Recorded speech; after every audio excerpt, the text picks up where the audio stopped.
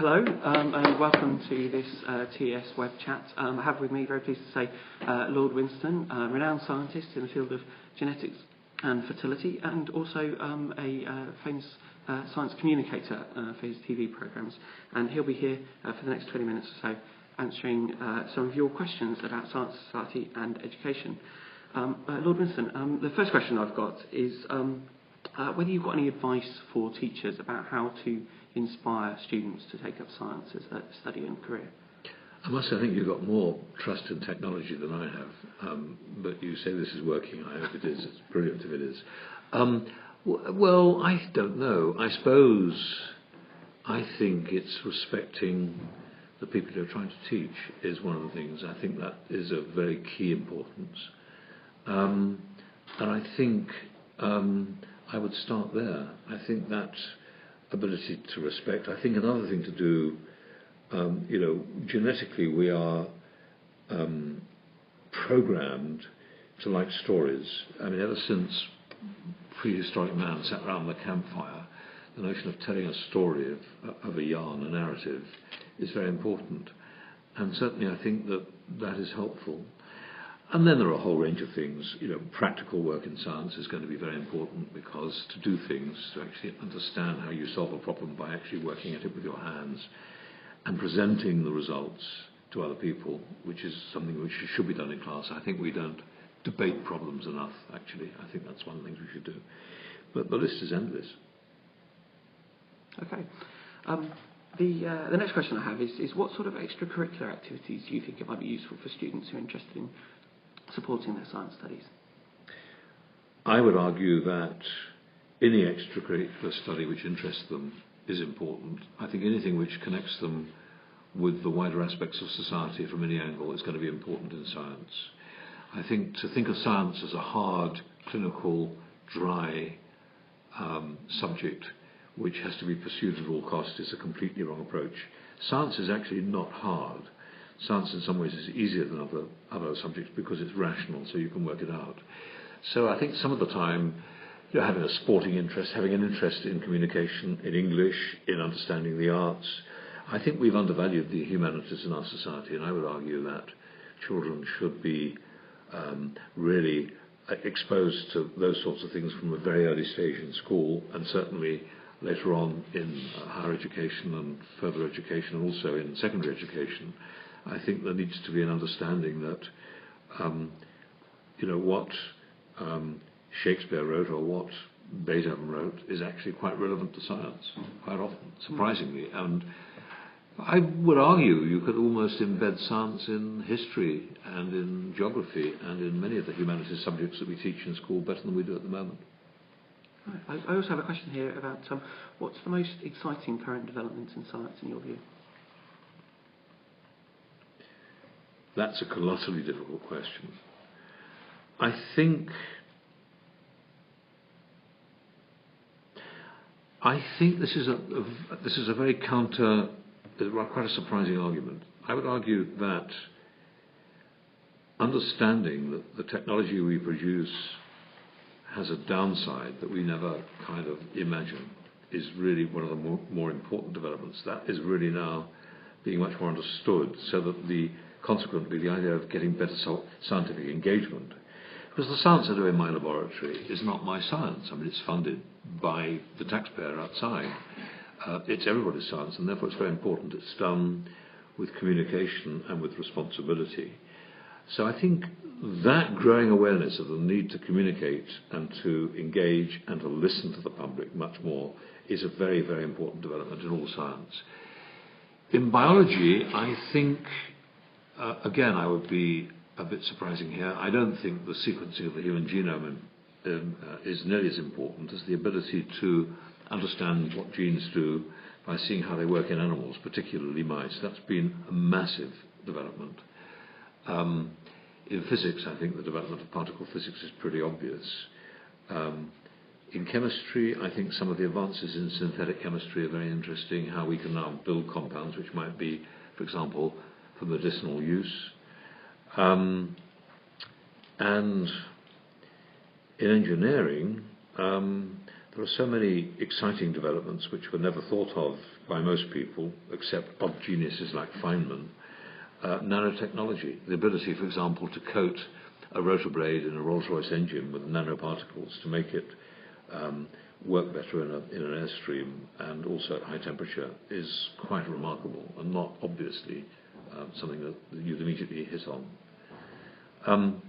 I think the great thing about science is that it's always going to have some surprising uses.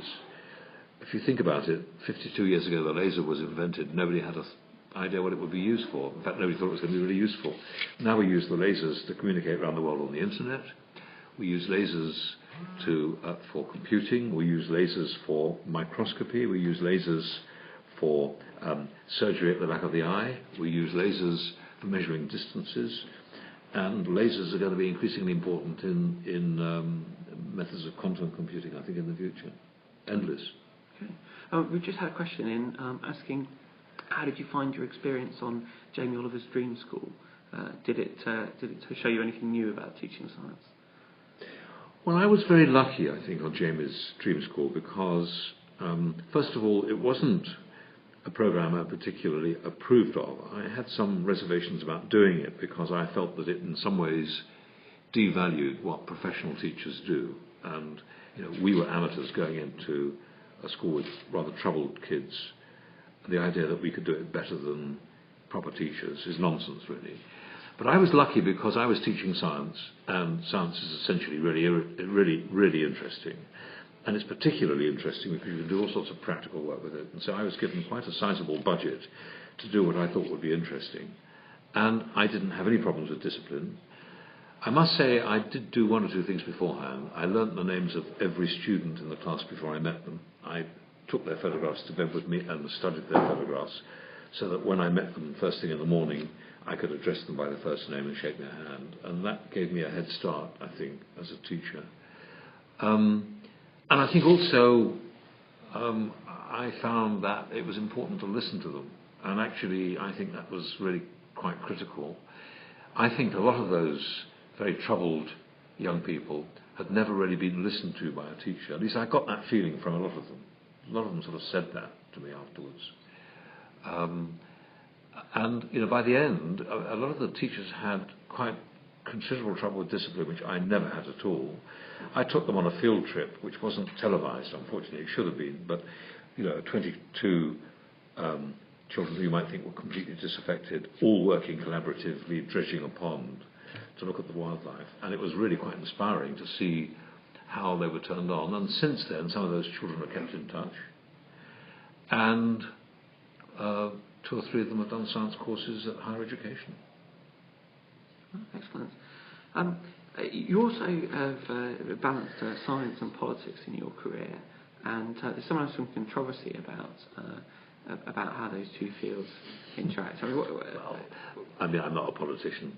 I think that I sit as a member of the House of Lords, on the Labour benches, but I don't see myself as a politician at all. It's true. Those of you that are watching this might have seen a broadcast made at the time of the local elections about the health service, but that's because I felt passionately about the health service and what was happening to it. That was almost more of an emotional than a political appeal to me, and I felt that I had a responsibility to say what I thought was a really important issue for people at large. But I don't see that as a clash. And of course, clearly, politicians should be taking more cognizance of scientific data. There's a classic example this week. The government's done a bit of a U-turn on badger culling. It decided to defer it. It's probably quite a good thing because actually the scientific evidence shows very clearly that if you cull badgers, no matter how successful the cull can be, you will not control tuberculosis, and actually you might even make it worse. And there are many other species: rats, mice, voles, squirrels, various small mammals, deer, which are likely to take over the pool of tuberculosis. So really, if you're looking at it scientifically, what we should be trying to do is to pursue the science of vaccination much more effectively. You can't vaccinate badgers, but you could vaccinate cattle. Now, that's a problem for the common market. But there again, it's a question of not taking the scientific evidence. So I don't blame the Department of Agriculture for this. I don't blame the Prime Minister. I think it's very difficult because successive governments have struggled with it. But it would be, I think, a huge advantage if the scientists who really know about the subject, who studied it for years, their evidence was really properly listened to. It would help farmers greatly. And in your role as Professor of Science and Society at Imperial College, do you think that scientists are doing enough to explain themselves to the public? Well, I suppose if I did, I wouldn't be in the chair I'm at Imperial. I think we're doing a better job than we did, and I think it's happening much more in schools. I think scientists are going out into schools much more.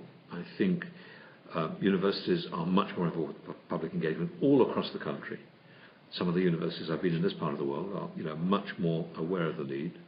So I think there is a real change. But of course we could do much more. And the thing we should be doing much more of is actually listening to the anxieties that society has about science and responding in simple language. One of the things that worries me is that very often now the BBC make these programs that they claim are inspiring for scientists, about science. But actually half the time the science that you watch or listen to is unintelligible. It's not very well explained. And I think that that's rather shocking that our leading broadcaster hasn't really got that firmly under its belt. And we often hear a lot about a gender gap in science with more boys than girls. What do you think can be done to bridge that? It's really essential we close that gap. We must encourage young women into physics and chemistry particularly. It's not a problem in medicine. It's not really a problem in biology, but it is a problem in the physical sciences, engineering, physics and chemistry. And it is changing. I think more and more schools now are really looking at female role models. There is no question that women can and should be competing on an equal footing with men in sciences, in the physical sciences. We probably could do a bit more to help women at various stages of their career when they're at university and afterwards, particularly if they're doing a postgraduate degree, to encourage them to be able to raise a family and pursue the course. I have a charity at Imperial which I run called Women for Women, where we have a charity to actually increase the stipend for female students who are raising a family who are also doing a PhD and beyond. And I think those sorts of initiatives could be helpful. But actually, I think there is a real change going on. I think probably more difficult is getting some of the ethnic minorities into science, particularly I think some black African kids, Afro-Caribbean kids. We're doing pretty well with our Asian population, but not so well with some others. And I think we need to be able to really improve the general aspirations in school. The trouble really is that so many schools don't encourage the aspirations of young people, unlike this college, which clearly does do, and doesn't always give them the right advice about how they should apply for the course that they might be interested in doing. Okay. I have a question here about some of the conflicts that teachers experience between religion and science amongst students, where they sometimes come across students who are resistant to accepting things like evolution. Do you have any suggestions about how they might overcome that? Respect their views would be my first advice. As a religious person, I would think it's as important for scientists to respect religious views as religious people to respect scientists' views. I think this notion of recognizing you can come to the world with totally different views of actually how it works. Unfortunately, some of my colleagues in science treat science as if it's the absolute truth. And it's not. The more we explore the natural world, whether it be in physics, chemistry or biology, the less we understand, the more puzzling it is. And the idea, I think that actually both religion and science are essentially pursued partly because of man's uncertainty about what's around him or her. And maybe that uncertainty is quite healthy. I think when science or religion become certain, that's when they're dangerous. Okay, and I've just had a question here about your book, That's Life, about putting the buzz back into biology. for children as well. Do you have any plans to write any more books along those lines? Well, I understand that book's just been shortlisted for the book writing prize at the Royal Society, which is really nice. Congratulations. I mean, I think that's what I heard yesterday or the day before. Yes, I probably will. DK are a good publisher, but I'm actually at the moment looking at another adult book, which I think will be on some form of aspect of genetics. But I haven't sold it to the publisher yet, so I probably shouldn't talk about it until they've agreed. Still top secret. Yeah. Well, it's not a top secret. It's just that it might not come up if nobody wants to publish it. Non-fiction publishing is more difficult now because we have internet access and we have so much email, e-learning and e-books and so on.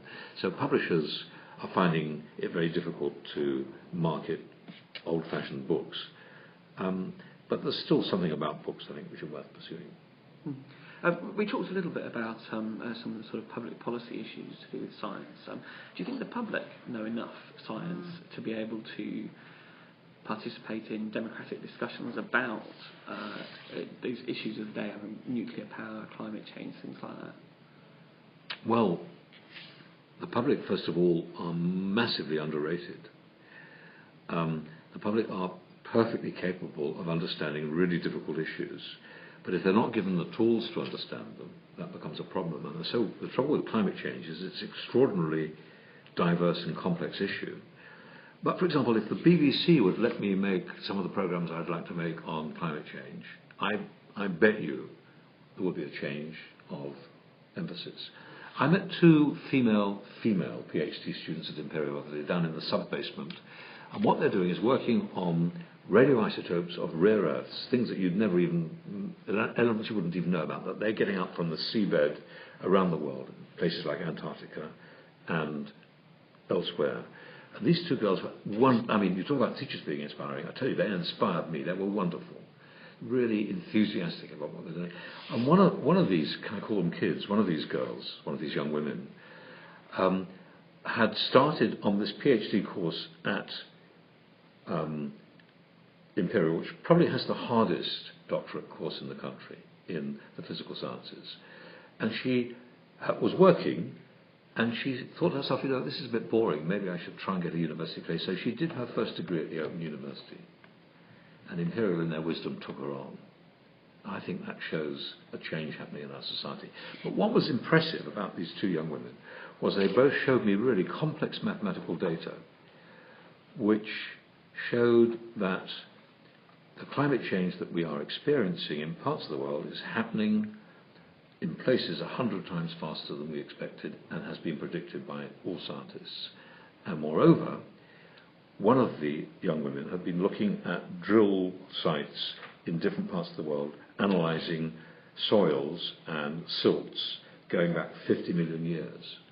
And what she was showing on a very, very complex but very, very clear graph was that at no time in the Earth's history had the change. Although, of course, we'd had ice ages before, we've had hot climates before, we've never had this rapid change, not remotely like it. And that's not difficult to explain. And, but the BBC, you try and get them to take this on board. They seem to think that they have to pursue viewing figures, but actually, in fact, if you get something which is interesting and well made, people will watch it. So I'm going to probably make some of my television programmes on different channels now, I think. I don't know. Well, I think we've probably got time just for one more question, Okay. if that's okay. What do you think is the most important lesson that you've learned about science in your career? That's a very good question. May I say there are more than one very important thing? I think have a whole list. First of all, I think I've learned that science isn't quite as difficult as so many, dare I say, teachers make out, teachers at university and at school. Secondly, I think, personally, what I've learned, and it's one or two scientists who've taught me this, one in particular I'm thinking of, has taught me that actually it's really important to listen to what non-scientists say about the science.